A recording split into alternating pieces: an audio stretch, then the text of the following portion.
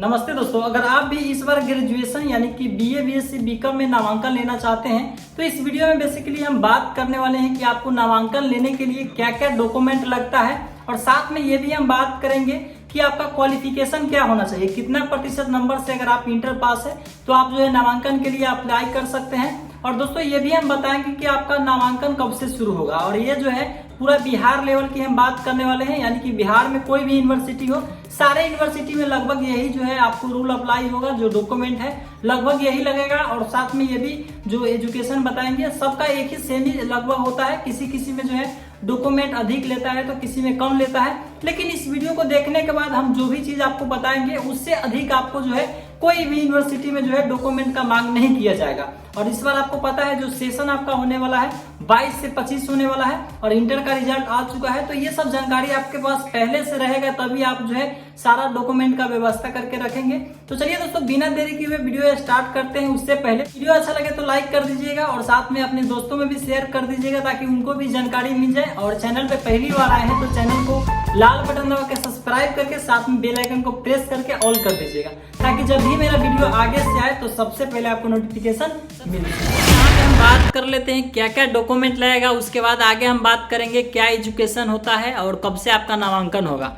तो यहाँ पे सबसे पहला फर्स्ट नंबर में यहाँ पे आपके पास एक वैलिड ईमेल होना चाहिए, यानी कि वैलिड ईमेल का मतलब है कि आपके पास चालू आपके मोबाइल में होना चाहिए जिसपे ओटीपी हो गया। और दोस्तों यहाँ पे जो है यूजर आईडी, पासपोर्ट वगैरह भी बहुत सारे चीज़ जो है ईमेल पे सेंड किया जाता है नामांकन के टाइम। और बहुत सारे स्टूडेंट क्या करते हैं किसी साइबर कैफ में बनवा लेते हैं लेकिन उनके पास ईमेल आईडी एक्टिव नहीं होता है, यानी कि उनके पास चालू नहीं रहता है। तो ये नहीं होना चाहिए, पहले से आप अपने मोबाइल में एक ईमेल रखिएगा। उसके बाद मोबाइल नंबर तो आपके पास होना ही चाहिए, मतलब ये तो ज़रूरी चीज़ है।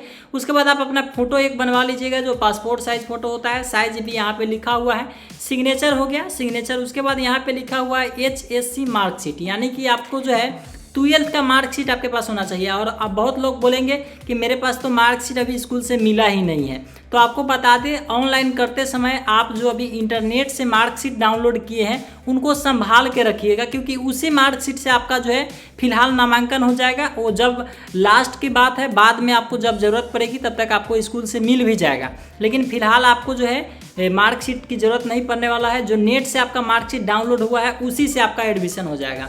उसके बाद जो है यहाँ पे आपको जो है सर्टिफिकेट 12th का मांगा जाता है, लेकिन दोस्तों ये ऑप्शनल होता है, मतलब अगर नहीं है, क्योंकि बहुत सारे स्टूडेंट को सर्टिफिकेट बहुत टाइम के बाद मिलता है, आपको पता ही है।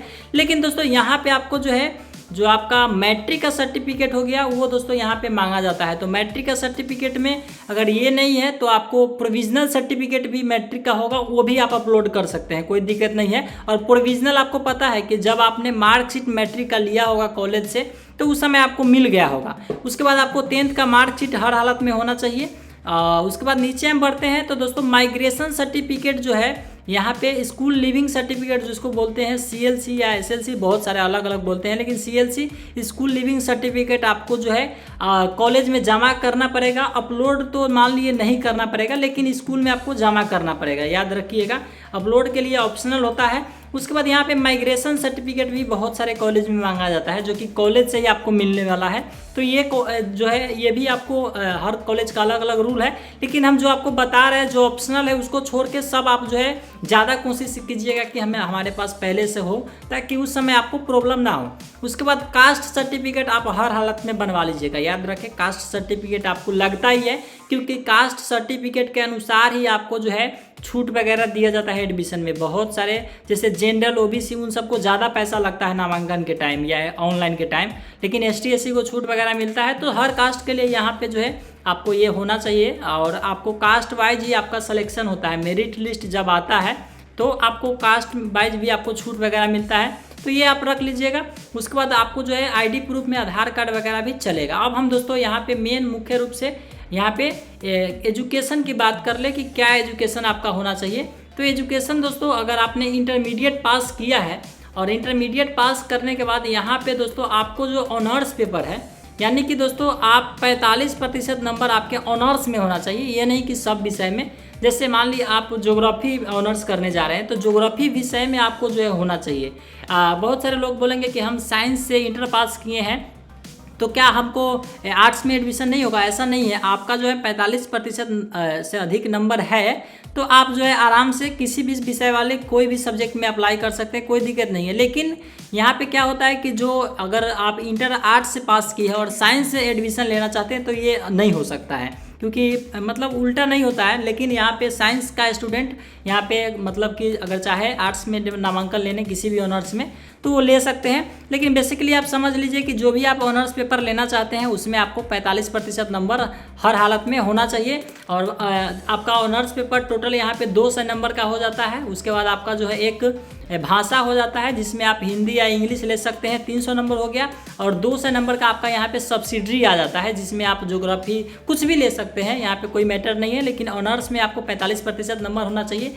यही दोस्तों आपको मुख्य रूप से जानकारी हमें देना था आपको। और बात कर ले दोस्तों आपका नामांकन कब होगा, तो आपको बता दें अप्रैल से मई मंथ में जो है हर यूनिवर्सिटी के द्वारा विज्ञापन जारी किया जाएगा, जिसके बाद आप लोगों का एडमिशन प्रक्रिया शुरू होगा ऑनलाइन। और हर अपडेट आपको हमारे चैनल पे ग्रेजुएशन से रिलेटेड जो है ऑनलाइन जो भी आएगा हर यूनिवर्सिटी का अपडेट देंगे। तो प्लीज़ चैनल को सब्सक्राइब जरूर कर लीजिएगा लेटेस्ट अपडेट के लिए, ताकि आपको सही जानकारी मिलता रहे। और टेलीग्राम ज्वाइन कर लीजिए, जॉब वगैरह का अपडेट वहाँ भी मिलता है। चलिए आपसे मिलते हैं किसी और वीडियो में, तब तक के लिए धन्यवाद।